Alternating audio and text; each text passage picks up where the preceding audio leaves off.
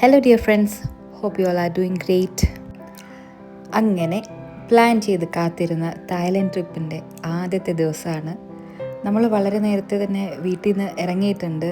ഇവിടുത്തെ ട്രാഫിക് അങ്ങനെ പ്രെഡിക്റ്റ് ചെയ്യാൻ പറ്റുന്നതല്ലാത്തത് കൊണ്ട് റിസ്ക് എടുക്കാൻ വയ്യ എന്ന് കരുതി. അപ്പോൾ ഒരു 4:45 കഴിഞ്ഞപ്പോൾ തന്നെ വീട്ടിൽ നിന്ന് ഇറങ്ങി. പ്രതീക്ഷിച്ചതിൽ നേരത്തെ എയർപോർട്ടിലേക്കും എത്തി. വഴിക്ക് ഒട്ടും തന്നെ ട്രാഫിക് ഉണ്ടായിരുന്നില്ല. നമ്മളൊരു 6:15 കഴിഞ്ഞപ്പോഴത്തേക്കും എയർപോർട്ടെത്തി. ഇവിടെ ബാംഗ്ലൂരിലെ തന്നെ കമ്പക്കൗഡ ഇൻ്റർനാഷണൽ എയർപോർട്ടിലാണ്. ടെർമിനൽ 2-ലാണ്. ഇതിനു മുമ്പ് ഒരിക്കൽ ഞാൻ ടെർമിനൽ 2-ൽ നിന്ന് പോയിട്ടുണ്ട്, ഡൽഹിയിലോട്ട് യാത്ര ചെയ്യുന്ന സമയത്ത്. അപ്പോൾ ആദ്യമായിട്ട് കാണുന്ന എക്സൈറ്റ്മെൻറ്റ് ഇന്നില്ല. എങ്കിലും ഈ ടെർമിനൽ 2 കാണാൻ ഒരു പ്രത്യേക ഭംഗിയില്ലേ?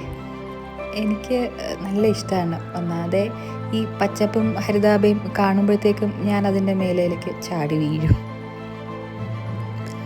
നമ്മുടെ കൂട്ടത്തിൽ നമ്മുടെ വേറെ 2 ഫാമിലിയും കൂടെ വരുന്നുണ്ട്, ഫ്രണ്ട്സ്. അവർ ഒരു ഡയറക്ഷനിൽ നിന്നും നമ്മൾ വേറൊരു ഡയറക്ഷനിൽ നിന്ന് വരുന്നത്. നമ്മളാണ് ആദ്യം എത്തിയത്. പിന്നെ സെക്യൂരിറ്റി ചെക്കിനൊക്കെ ചെയ്ത് എന്തായാലും അകത്ത് കയറി അവരെ വെയിറ്റ് ചെയ്യാമെന്ന് കരുതി. സെക്യൂരിറ്റി ചെക്കിൻ്റെ അവിടെയൊന്നും ഒരു താമസവും ഉണ്ടായിരുന്നില്ല. തായ്ലൻഡ് ട്രിപ്പിലല്ലേ പോയത്, അന്നേരം അവർ നമ്മളോട് ഇമിഗ്രേഷൻ്റെയൊക്കെ അവിടെ പാസ്പോർട്ട് ചോദിച്ചു. പിന്നെ നമ്മളൊരു TDAC എന്ന് പറയുന്നൊരു ഫോം ഫില്ല് ചെയ്യണം, തായ്ലൻഡ് ഡിജിറ്റൽ അറൈവൽ സർട്ടിഫിക്കറ്റ്. അത് നമുക്ക് യാത്ര ചെയ്യുന്നതിന് ഒരു 72 hours മുമ്പ് അവരുടെ സൈറ്റ് ഉണ്ട്. ആ സൈറ്റിൽ നമുക്ക് ഫില്ല് ചെയ്യാൻ, ഫോം ഡീറ്റെയിൽസ് ഫില്ല് ചെയ്യാൻ പറ്റും. നമ്മുടെ എയർ ടിക്കറ്റിൻ്റെ ഡീറ്റെയിൽസ്, അതായത് ഫ്ലൈറ്റ് നമ്പർ, പിന്നെ നമ്മൾ നിൽക്കുന്ന ഹോട്ടലിൻ്റെ ഡീറ്റെയിൽസ്, എത്ര ദിവസത്തേക്കാണ്, എന്നെത്തും, എന്ന് തിരിച്ചു വരും, അങ്ങനെയൊക്കെയുള്ള ഡീറ്റെയിൽസാണ് ആ ഫോമിനകത്ത് ചോദിക്കുന്നത്. ഇമിഗ്രേഷനൊക്കെ കഴിഞ്ഞ് നമ്മൾ ലോഞ്ച് ആക്സസ് ഒക്കെ ഉണ്ടോ എന്ന് ചെക്ക് ചെയ്യാം എന്ന് വിചാരിച്ച് പോയി. അപ്പോൾ നേരെ ഡ്യൂട്ടി ഫ്രീ കഴിഞ്ഞിട്ടാണ് നമ്മൾ നമ്മുടെ ഗേറ്റിൻ്റെയൊക്കെ ഭാഗത്തേക്ക് പോവുക. ഒരു യാത്ര അങ്ങോട്ട് പോവുകയായതുകൊണ്ട് ഡ്യൂട്ടി ഫ്രീ ഒന്നും കാണുമ്പം വലിയ മീച്ചമില്ല. പക്ഷേ തിരിച്ചു വരുമ്പോൾ ചിലപ്പോൾ ഉണ്ടായേക്കുമായിരിക്കും. പിന്നെ നമ്മൾ ഫ്രണ്ട്സിനെയൊക്കെ വെയിറ്റ് ചെയ്ത് അവിടെ കുറച്ച് നേരം ഇരുന്ന് റൺവേ ഒക്കെ നോക്കി, വരുന്ന ഫ്ലൈറ്റൊക്കെ നോക്കി, ഏതൊക്കെ ഫ്ലൈറ്റാണ്, ടേക്ക് ഓഫും ലാൻഡിങ്ങും ഒക്കെ കണ്ട് അങ്ങനെ കുറച്ച് നേരം അവിടെ ഇരുന്നു. പിന്നെ ലോഞ്ച് ആക്സസ് കിട്ടി. പക്ഷെ കാര്യമായിട്ടൊന്നും കഴിക്കാൻ പറ്റിയില്ല. എനിക്കത്ര ഇഷ്ടപ്പെടുന്ന സാധനങ്ങൾ ഉണ്ടായിരുന്നു എന്ന് ചോദിച്ചാൽ ഇല്ല. ഈ എഗ്ഗിൻ്റെ ഒരു ഐറ്റം ഇല്ലേ, ഷക്ഷുക്ക, കൊള്ളാം. എനിക്ക് റണ്ണി ആയിട്ടുള്ള യെല്ലോ ഭാഗം വരുന്ന ബുൾസൈയൊക്കെ നല്ല ഇഷ്ടമാണ്. അതുകൊണ്ട് എന്തോ അത് എൻജോയ് ചെയ്യാൻ പറ്റി. ഒരുപാട് കാര്യമായ ഓപ്ഷൻസ് ഒന്നും ഉണ്ടായിരുന്നില്ല. ഓട്സ്, ഉപ്മാവ്, ഇഡ്ഡലി, പിന്നെ ലൈവായിട്ട് ദോശ, എഗ്ഗ്, ഫ്രൂട്ട്സ്, ഒരു ജ്യൂസ്, അത്രയൊക്കെ തന്നെ. പിന്നെ സമയമൊക്കെ ആയപ്പോഴത്തേക്കും നമ്മൾ ഗേറ്റിൻ്റെ അടുത്തേക്ക് പോയി. ഈ സമയം കൊണ്ട് ഫ്രണ്ട്സൊക്കെ വന്നായിരുന്നു, നേരത്തെ ഫ്രണ്ട്സൊക്കെ വന്നായിരുന്നു. ഞങ്ങളവിടെ ഇരുന്ന് കുറേ നേരം വർത്താനമൊക്കെ പറഞ്ഞു. ഒരു മണിക്കൂർ ഞങ്ങൾക്ക് വെയിറ്റ് ചെയ്യേണ്ടി വന്നിരുന്നു ഇമിഗ്രേഷനൊക്കെ കഴിഞ്ഞ്. പക്ഷെ സമയം പോയത് അറിഞ്ഞില്ല. കുറച്ച് നേരം ലോഞ്ചിലിരുന്നു. അത് കഴിഞ്ഞ് വർത്താനമൊക്കെ പറഞ്ഞിരുന്നപ്പോഴത്തേക്കും ഇതാ സമയമായി. പിന്നെ ഇങ്ങനത്തെ കുറേ കാഴ്ചകളുണ്ടല്ലോ. ഇവൻ്റെ വികൃതി കണ്ടിട്ട് നല്ല രസമുണ്ടായിരുന്നു. ആ ട്രോളിയുടെ മുകളിൽ കിടന്നിട്ട് അങ്ങോട്ടും ഇങ്ങോട്ടും സ്ലൈഡിങ് ആയിരുന്നു. നമ്മൾ ഒരു എക്കണോമിക്കലായിട്ടുള്ളൊരു ഫ്ലൈറ്റാണ് എടുത്തത്, ആകാശ എയറിൻ്റേത്.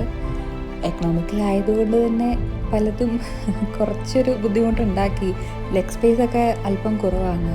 ഇപ്പോൾ വിഷ്ണുവിനെ പോലെയൊക്കെ 6 feet മുകളിലുള്ള ആൾക്കാർക്കൊക്കെ കുറച്ച് ബുദ്ധിമുട്ടായിരിക്കും. അല്ലെങ്കിൽ പിന്നെ നമ്മൾ ഏറ്റവും ഫ്രണ്ടിലെ ആ സീറ്റ് എടുക്കണം. അതിന് നല്ല എക്സ്ട്രാ ചാർജ് ഉണ്ടെന്ന് തോന്നുന്നല്ലേ. ഫ്ലൈറ്റ് എടുക്കാൻ ചെറിയൊരു ഡിലേ ഉണ്ടായിരുന്നു, മഴ പെയ്യാൻ പോകുന്നത് കൊണ്ട്. പക്ഷെ ആ മഴ ഒരു 5 minute പെയ്തിട്ട് വേഗം അങ്ങ് പോയി. ആ മഴ മാറി നിൽക്കുമ്പോഴത്തെ ടേക്ക് ഓഫ് കാണാൻ ഒരു ഭംഗി ഉണ്ടായിരുന്നു കേട്ടോ. ജിനേഷും ഹർഷയും നമ്മുടെ നേരെ ഓപ്പോസിറ്റുള്ള സീറ്റിലിരിപ്പുണ്ടായിരുന്നു. അപ്പോൾ ഞാൻ ഈ കൗതുകം കൂടിയിട്ട് പുറത്തോട്ട് വീഡിയോ എടുക്കുന്നത് എനിക്ക് തന്നെ എടുത്ത് അയച്ചു തരുമായിരുന്നു. നമ്മൾ ഫ്ലൈറ്റിൽ കയറിയിട്ട് പറയുകയാണെങ്കിൽ കുറച്ച് നേരം ഇരുന്ന് കേട്ടോ. അങ്ങനെ ഇരിക്കുമ്പോൾ ഇതാ നമ്മുടെ അല്ലാത്ത വേറൊരു ആകാശ എയർ, പിന്നെ സിംഗപ്പൂർ എയർലൈൻസിൻ്റെ ഈ ഫ്ലൈറ്റ് കാണാൻ എന്തൊരു ഭംഗിയല്ലേ, എനിക്ക് നല്ല ഇഷ്ടപ്പെട്ടു. പിന്നെ ആ ഒരു ക്ലൗഡി ആ ഒരു അന്തരീക്ഷത്തിൽ ഇതിങ്ങനെ വരുമ്പോൾ എന്തോ ഒരു രസം തോന്നി അതിനകത്തിരുന്ന് കാണുമ്പോൾ. അതാണ് ഞാനിതിങ്ങനെ ക്യാപ്ചർ ചെയ്ത് വെച്ചത്. നല്ല വലിപ്പമുള്ളൊരു ഫ്ലൈറ്റായിരുന്നു ഇത്. കൂടുതൽ ഫ്ലൈറ്റ് ഡീറ്റെയിൽസ് ഒന്നും എനിക്കറിയില്ല എങ്കിലും. പിന്നെ നമ്മുടെ ടേക്ക് ഓഫ് നല്ല സ്മൂത്തായിരുന്നു കേട്ടോ, ഒരു ബുദ്ധിമുട്ടും ഇല്ലായിരുന്നു. പക്ഷെ നല്ല സൗണ്ടൊക്കെ ഉണ്ടായിരുന്നു. അത് എല്ലാവർക്കും പേടിയാകോ ഇല്ലയോ അതെനിക്കറിയില്ല, പക്ഷേ നല്ല രസമായിരുന്നു. പിന്നെ ഫ്ലൈറ്റിൽ നിന്ന് താഴോട്ട് നോക്കുമ്പോൾ അതൊരു പ്രത്യേക കാഴ്ചയാണല്ലേ. നമ്മൾ ജീവിക്കുന്ന നഗരമല്ലേ ഈ നമ്മുടെ താഴെ കാണുന്നത്. അതൊരു പ്രത്യേക ഫീലാണ്. അങ്ങനെ ഏകദേശം 3.5-4 മണിക്കൂർ അടുപ്പിച്ച് കഴിഞ്ഞപ്പോൾ ഞങ്ങൾ ഫുക്കറ്റ് ഇൻ്റർനാഷണൽ എയർപോർട്ടിലേക്ക് എത്താറായി. ഇവിടെ എത്തുമ്പോഴത്തേക്കും ഒരു ഫൈറ്റർ ജെറ്റുകളൊക്കെ പോകുന്ന പോലെ ഒരു ആംഗിളിലങ്ങ് വളഞ്ഞിട്ടൊക്കെയാണ് പോയത്. പിന്നെ ഈ ഫ്ലൈറ്റ് ലാൻഡ് ചെയ്യുന്ന സമയത്ത് ഈ പ്രഷർ വേരിയേഷൻ കാരണം എനിക്ക് നല്ല ചെവി വേദനയായിരിക്കും ആ ഒരു 10 മിനിറ്റ്, ലാസ്റ്റ് 10 മിനിറ്റ്. ഇവിടുത്തെ ഫുക്കറ്റ് എയർപോർട്ടിലെ പ്രോസസ്സുകളും ഒക്കെ വളരെ സ്മൂത്തായിരുന്നു കേട്ടോ. ഇമിഗ്രേഷൻ അവിടെയൊക്കെ ഓൺ അറൈവൽ വിസയാണല്ലോ, എക്സ്ട്രാ പൈസയോ കാര്യങ്ങളോ ഒന്നും വേണ്ടി വന്നിട്ടില്ല. ഫോമും ഡോക്യുമെൻറ്റ്സൊക്കെ കറക്റ്റാണോ എന്നവർ ചെക്ക് ചെയ്യും, അത്രയേ ഉള്ളൂ. പിന്നെ നമ്മൾ എയർപോർട്ടിന് ഉള്ളിൽ നിന്ന് തന്നെ നമ്മുടെ എയർബിഎൻബിയിലേക്ക് ഒരു ടാക്സി എടുത്തു. ഊബറൊക്കെ ആകുമ്പം കുറച്ച് പുറത്തോട്ടൊക്കെ നടക്കേണ്ടി വരുമെന്ന് അവരിങ്ങനെ പറഞ്ഞു. വയ്യ, ലഗേജൊക്കെ ചുമന്ന് ഇച്ചിരി ബുദ്ധിമുട്ടല്ലേ എന്ന് തോന്നി. പിന്നെ വലിയൊരു ഫെയറും പറഞ്ഞില്ല, റീസണബിളായി തോന്നി. അപ്പോൾ അവിടുന്ന് തന്നെ നമ്മൾ ബുക്ക് ചെയ്തു. ഇവരുടെ ഹോസ്പിറ്റാലിറ്റി, ആ ഒരു ആതിഥ്യ മര്യാദ ഇല്ലേ, അത് എടുത്ത് പറയാതെ വയ്യ. എത്ര ജെൻറ്റിലായിട്ടാണ് അവർ നമ്മളോട് കാര്യങ്ങൾ ഡീൽ ചെയ്തതെന്നറിയോ. പ്രത്യേകിച്ച് എനിക്ക് മനുഷ്യരിങ്ങനെ മര്യാദയോടെ പെരുമാറുക എന്നൊക്കെ പറയുന്നത് കാണുമ്പോൾ എന്തോ വലിയ ഫാസിനേഷനാണ്. കാരണം പലരും റൂഡായിട്ടാണ് ബിഹേവ് ചെയ്യാറ് ഇപ്പോഴൊക്കെ. ഞാൻ ശ്രദ്ധിക്കുമ്പോഴൊക്കെ അങ്ങനെ തോന്നാറുണ്ട്. മര്യാദകളൊക്കെ കുറഞ്ഞു പോയ പോലെ തോന്നാറുണ്ട്. ക്യാബിലൊക്കെ കയറി ഭാഷ ഒരു പ്രശ്നം തന്നെയാണ് കേട്ടോ. അവരോ കാര്യം പറഞ്ഞ് മനസ്സിലാക്കണമല്ലോ. നമ്മൾ രാവിലെ ബ്രേക്ക്ഫാസ്റ്റ് കഴിച്ചിട്ട് ഇപ്പോൾ ഇവരുടെ തായ്ലൻഡ് സമയം 3 മണി കഴിഞ്ഞപ്പോഴാണ് നമ്മളിവിടെ എത്തിയിരിക്കുന്നത്. നമ്മുടെ നാട്ടിലെ ഒരു 1:30 ഒക്കെ ആയപ്പോൾ എല്ലാവർക്കും അത്യാവശ്യം വിശപ്പിൻ്റെ സമയമാണല്ലോ. അപ്പോൾ നമ്മൾ നേരത്തെ റിസർച്ച് ചെയ്ത് വെച്ചിട്ടുണ്ടായിരുന്നു. ഇവിടുത്തെ ഒരു famous supermarket, mini super മാർക്കറ്റാണ് ഈ 7-Eleven എന്നൊക്കെ പറയുന്നത്. മുക്കിലും മൂലയിലും ഒക്കെ ഉണ്ടാകും. നമുക്ക് പെട്ടെന്ന് ഗ്രാബ് ചെയ്യാൻ പറ്റുന്ന കുറച്ച് സാൻഡ്വിച്ച് പോലെയൊക്കെയുള്ള ഐറ്റംസ് അവിടെയുണ്ട്. അവർ തന്നെ അത് ചൂടാക്കി തരും. അങ്ങനെയൊക്കെയുള്ള കാര്യങ്ങൾ നമുക്കറിയാമായിരുന്നു. അപ്പോൾ നമ്മളിങ്ങനെ ഗൂഗിൾ ട്രാൻസ്ലേറ്റ് ഇട്ടിട്ട് ഡ്രൈവറിനെ കേൾപ്പിച്ചു കൊടുത്തു. അന്നേരം അവർ പറഞ്ഞു ഓക്കെ നിർത്തിത്തരാം എന്ന് അവരുടെ ഭാഷയിൽ പറഞ്ഞു. പിന്നെ വണ്ടി കയറി ഇരുന്നിട്ട് ഞങ്ങളെല്ലാവരും ഭയങ്കര കമ്പാരിസൺ ആയിരുന്നു. ഇത് കേരളമല്ലേ, ഇതിപ്പോൾ നമ്മുടെ നാട്ടിലെത്തിയ പോലെ ഉണ്ടോ, ഇത് എൻ്റെ വീടിൻ്റെ പുറകിലത്തെ റബ്ബർ തോട്ടമല്ലേ, അങ്ങനെയൊക്കെ പറഞ്ഞ് ഞങ്ങൾ തന്നെ ആശ്ചര്യപ്പെടുമായിരുന്നു. അപ്പോൾ ഡ്രൈവർ ചേട്ടൻ ഒരു 7-Eleven നിർത്തി തന്നു. ഞങ്ങൾ വേഗം പോയി എന്തോ ഒരു ബർഗറോ സാൻഡ്വിച്ചോ അങ്ങനെ 2-3 സാധനങ്ങളൊക്കെ മേടിച്ചു. വിശപ്പുകൊണ്ടാണോ എന്നറിയില്ല, ഭയങ്കര ടേസ്റ്റ് തോന്നി. ആ ബണ്ണൊക്കെ നല്ല, ബർഗറിൻ്റെ ബണ്ണൊക്കെ നല്ല സോഫ്റ്റ് ബണ്ണ്. ഞാൻ നിങ്ങളിപ്പോൾ ഈ കാണുന്ന വീഡിയോയിൽ ഈ പോർഷൻ കണ്ടില്ലേ, ഇത് കാണുമ്പോൾ ശരിക്കും ഞങ്ങൾക്ക് തലശ്ശേരിയിലെ ആ സീ വ്യൂ പാർക്കിൻ്റെ ഭാഗമില്ലേ, എക്സാക്ട്ലി അതല്ലേ എന്ന് തോന്നിപ്പോകും. പിന്നെ ഇവരുടെ ടെറൈൻ, ഈ ഒരു മലമ്പ്രദേശം, ഞാൻ വരുന്നതൊരു ഹില്ലി ഏരിയ എന്നാണ്. അപ്പം എൻ്റെ വീടിൻ്റെ സ്ഥലമൊക്കെ ഇങ്ങനെയൊക്കെ തന്നെയാണ്, കുറച്ച് മലകളൊക്കെ. ഇവിടെ മലയും കടലും രണ്ടും ഉണ്ട്. അതായത് ഒരു സൈഡിൽ മല, ഒരു സൈഡിൽ കടൽ. ഏകദേശം ഒരു 1/2 മണിക്കൂർ 45 മിനിറ്റോളം എടുത്തു നമുക്ക് ഈ നമ്മുടെ അപ്പാർട്ട്മെൻറ്റിലേക്ക് വരാൻ വേണ്ടിയിട്ട്. ആദ്യ ആഴ്ച തന്നെ അപ്പാർട്ട്മെൻറ്റിൻ്റെ പരിസരമൊക്കെ നല്ല രസമായി തോന്നി. പിന്നെ ഇതൊരു വലിയ കുന്നിൻ്റെ മുകളിലാണ് ഈ അപ്പാർട്ട്മെൻറ്റ് ഇരിക്കുന്നത്. താഴെ റോട്ടിൽ നിന്ന് ഇവിടോട്ട് കയറി വരുന്നത് ചെറിയൊരു പണി തന്നെയാണ്. എന്നുവെച്ചാൽ യാത്ര അങ്ങോട്ടും ഇങ്ങോട്ടും ഒക്കെ നമ്മൾ കുറേയൊക്കെ നടന്ന് ക്ഷീണിച്ച് ലാസ്റ്റ് എത്തുകയൊക്കെ ആണെങ്കിൽ ഇതൊരു ടാസ്ക് ആയിരിക്കും ഈ മല കയറി നമ്മുടെ അപ്പാർട്ട്മെൻറ്റിലേക്ക് എത്തുന്നത്. പക്ഷെ ഒരു രസം. ഇപ്പം തന്നെ എല്ലാവരും കുറച്ചൊക്കെ ഒന്ന് മടുത്തായിരുന്നു. രാവിലെ എണീറ്റ് പുറപ്പെട്ട് പോകുന്നതല്ലേ. നല്ല വൃത്തിയുള്ള ക്ലീൻ മിനിമൽ ഡെക്കറേഷനൊക്കെയുള്ള നല്ലൊരു അപ്പാർട്ട്മെൻ്റ് ആയിരുന്നു കേട്ടോ. ഞാനിത് എന്തായാലും നിങ്ങൾക്ക് സജസ്റ്റ് ചെയ്യുന്നത് തന്നെ പറയാം. ഫുക്കറ്റിൽ പോകുമ്പം ഇത് വളരെ റീസണബിൾ റേറ്റിന് കിട്ടിയതാണ്. കയറി വരുമ്പോൾ ഒരു ഡൈനിങ് ഏരിയ ഉണ്ട്, പിന്നെ ഒരു 6-7 പേർക്ക് ഇരിക്കാൻ പറ്റുന്ന ഒരു സോഫ, ഒരു TV യൂണിറ്റ് ഉണ്ട്. പിന്നെ ഇത് വൺ ഓഫ് ദി ബെഡ്റൂംസ് ആണ്. ജക്കൂസി ഉണ്ട് അതിൽ. നല്ല വലിയ വിശാലമായ വാഷ്റൂം, 2 വാഷ് ബേസിൻ, പിന്നെ toilet separate, Baat area separate, jacuzzi ഉണ്ട്. ഏത് സമയത്തും ചൂടുവെള്ളം കിട്ടും. അങ്ങനത്തെ സൗകര്യങ്ങളൊക്കെ ഉണ്ടായിരുന്നു. റൂമാണെങ്കിലും നല്ല സ്പേഷ്യസ് റൂം, ബാൽക്കണി എന്നുള്ള വ്യൂ ഒക്കെ നല്ല രസമുണ്ടായിരുന്നു. പിന്നെ അതൊന്നും ആസ്വദിക്കാൻ അധിക സമയം കിട്ടിയില്ല. പിന്നെ ഈ ബെഡ്റൂം കഴിഞ്ഞ് ഓപ്പോസിറ്റ് സൈഡിൽ പോകുമ്പോൾ നേരെ ചെല്ലുന്നത് കിച്ചൺ ഏരിയയിലേക്കാണ്. കിച്ചൺ ആണെങ്കിലും അത്യാവശ്യം പാത്രങ്ങളും എല്ലാം ഉണ്ടായിരുന്നു. പാത്രം, സ്പൂൺ, വാഷിംഗ് മെഷീൻ സൗകര്യം ഉണ്ടായിരുന്നു, ഫ്രിഡ്ജ് ഉണ്ടായിരുന്നു, അവൻ ഉണ്ടായിരുന്നു, വാട്ടർ ഫിൽറ്റർ ഉണ്ടായിരുന്നു. അത്യാവശ്യം നല്ല സൗകര്യമുള്ള ഒരു വീടാണെന്ന് വെച്ചാൽ നമ്മുടെ ഒരു വീട്ടിലേക്ക് ചെന്ന പോലത്തെ സൗകര്യങ്ങളൊക്കെ ഉണ്ടായിരുന്നു. ഇതും രണ്ടാമത്തെ ബെഡ്റൂം. ഇതും നല്ല സ്പേഷ്യസ് ആയിട്ടുള്ള ബാൽക്കണിയൊക്കെയുള്ള ബെഡ്റൂമാണ്. ഈ ബെഡ്റൂമിനും മറ്റേ ബെഡ്റൂമിനും കൂടെ കോമൺ ആയിട്ടാണ് ഒരു ബാത്റൂം ഉള്ളത്. ഈ ബെഡ്റൂമിൽ നിന്നൊരു ഡോറുണ്ട് ബാത്റൂമിലേക്ക്. അതേപോലെ അത് പുറത്തൊന്നും ആ ബാത്റൂം ആക്സസ് ചെയ്യാൻ പറ്റുന്നില്ല മറ്റേ റൂമിലുള്ളവർക്ക്. എല്ലാ റൂമിലും TV യൂണിറ്റും കൊടുത്തിട്ടുണ്ടായിരുന്നു അവർ. പിന്നെ ഈ സമയത്ത് നമ്മൾ ചെല്ലുമ്പം കുറച്ച് ചൂടുണ്ടായിരുന്നു. നമ്മൾ ഈ ബാംഗ്ലൂരിൽ നിന്ന് പോകുമ്പോൾ അതൊരു കുറച്ചധികം ചൂടല്ലേ എന്ന് തോന്നിപ്പോകും. ഇവിടെ ഇപ്പം അത്ര ചൂടില്ലല്ലോ. അതുകൊണ്ട് ഈ ഫോട്ടോ ഫ്രെയിം അതിവരുടെ ഒരു യുണീക്ക് ഐഡൻറ്റിറ്റി ആണെന്ന് തോന്നുന്നു. ഞാൻ ഇവരുടെ ഓഫീസിലും കണ്ടു. സെയിം ചെമ്പരത്തി പൂവാണോ അതോ വേറെ ഏതോ പൂവാണോ? ഈ വാർഡ്രോബിൻ്റെ 3 റൂമിലെ 3 വാർഡ്രോബിൻ്റെ ഉള്ളിലും കുട, പിന്നെ ഡ്രസ്സ് ഹാങ് ചെയ്യാൻ വേണ്ടിയിട്ട്, കഴുകിയ ഡ്രസ്സ് ഹാങ് ചെയ്യാൻ വേണ്ടിയിട്ടുള്ള കാര്യങ്ങൾ, കുറച്ച് ഹാങ്ങേഴ്സ്, അങ്ങനെ ലോക്കർ സംവിധാനം, അതെല്ലാം ഉണ്ടായിരുന്നു. പിന്നെ കൂടുതൽ ഭാഗങ്ങളും വൈറ്റായിട്ടൊക്കെ ഉള്ളതാണല്ലോ. അതുകൊണ്ട് അവർ നമ്മളോട് ആദ്യമേ സൂചിപ്പിച്ചിരുന്നു, ഈ വൈറ്റായിട്ടുള്ള കാര്യങ്ങളൊക്കെ നമ്മൾ മോശമാക്കുവാണ് എന്നുണ്ടെങ്കിൽ അതിനവർ പൈസ നമ്മളോട് ചോദിക്കും. അവരുടെ ഒരു എഗ്രിമെൻറ്റിൽ അതുണ്ട്. അത് ന്യായമാണ് അല്ലേ അവരങ്ങനെ ചോദിക്കുന്നത്. ഇത്രയും വൃത്തിയാക്കിയിട്ടേക്കുന്നത് കാണുമ്പോൾ നമുക്ക് വൃത്തികേടാക്കാൻ തോന്നില്ല. അങ്ങനെ ആർക്കെങ്കിലും തോന്നിയാൽ അത്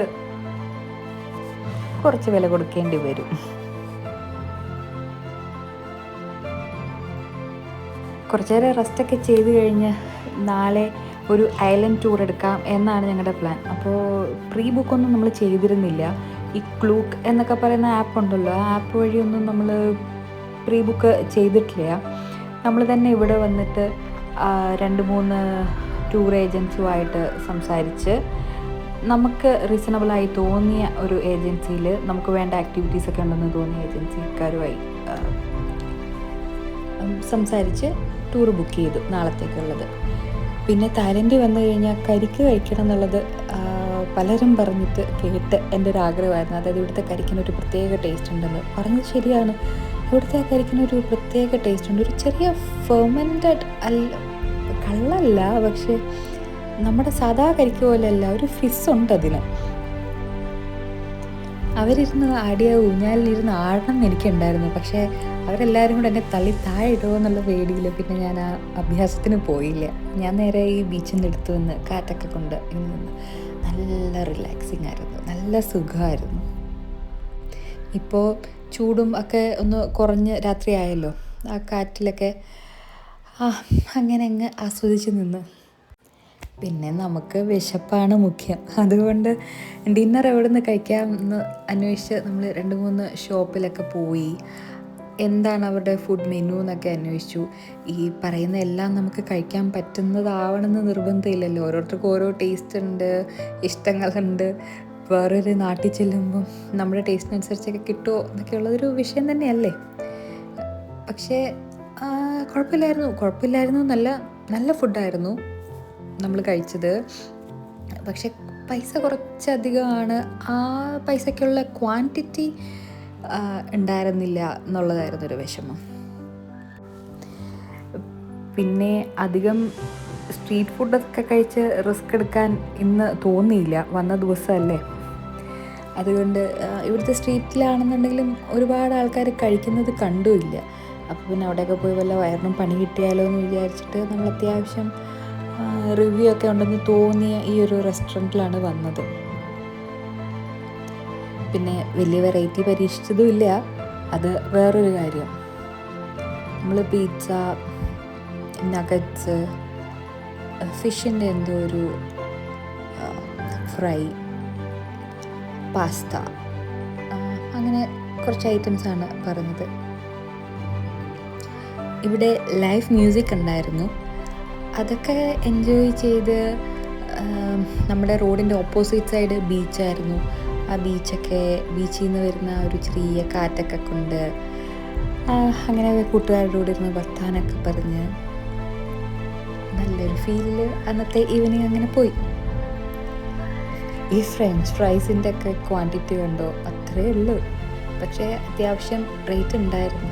പിന്നെ ഇരിക്കുന്നത് ഞാൻ കഴിച്ച ഒരു മോക്ടെയിലാണ്. നമ്മുടെ കോക്കനട്ടിൻ്റെ ഒക്കെ ഒരു ഫ്ലേവറുള്ള ഒരു കോക്കനട്ട് ക്രീമൊക്കെ വരുന്ന ഒരു മോക്ടെയിൽ. അത് നമ്മുടെ ഈ ബാംഗ്ലൂരുമൊക്കെ കിട്ടുന്ന സെയിം ടേസ്റ്റ്, അങ്ങനെ ഒരു പ്രത്യേകതയൊന്നും തോന്നിയില്ല. ഫ്രഞ്ച് ഫ്രൈസ് ഒരു രതീഷായിരുന്നു എന്ന് വേണം പറയാൻ. ക്രിസ്പി ഒന്നുമല്ലേ, അത് ആകെ കൂടെ ക്ഷീണം പിടിച്ചൊരു ഫ്രഞ്ച് ഫ്രൈസ്. പക്ഷേ രുചിയുണ്ടായിരുന്നു. എനിക്കങ്ങനത്തെ തണുത്ത ഫ്രഞ്ച് ഫ്രൈസും ഇഷ്ടമാണ്. ക്രിസ്പി അല്ലാത്തതും. അതെവിടെയാണ് കിട്ടുന്നത്? മാക്ഡിയിലാണോ അങ്ങനത്തെ ഫ്രഞ്ച് ഫ്രൈസ് കിട്ടുക? എനിക്ക് ഓർമ്മയില്ല.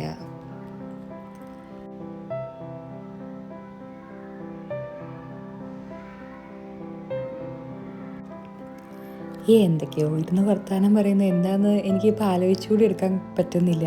എന്തൊക്കെയോ ഇരുന്ന് വർത്താനം പറയുന്നു. പിന്നെ ഇത് വേറെ ഏതോ ഫിഷിൻ്റെ പേരറിയില്ല. ഫിഷിൻ്റെ ഏതോ ഫിംഗർ ചിപ്സ് പോലത്തെ എന്തോ ഒരു സാധനം.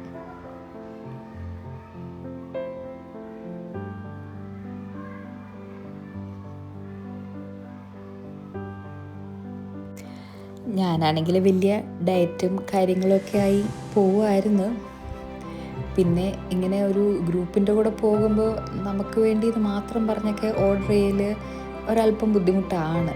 അത് ശരിയുമല്ലല്ലോ. പിന്നെ നമ്മൾക്കും എൻജോയ് ചെയ്യണ്ടേ, ഓരോരോ ഫുഡൊക്കെ എക്സ്പ്ലോർ ചെയ്യണമല്ലോ.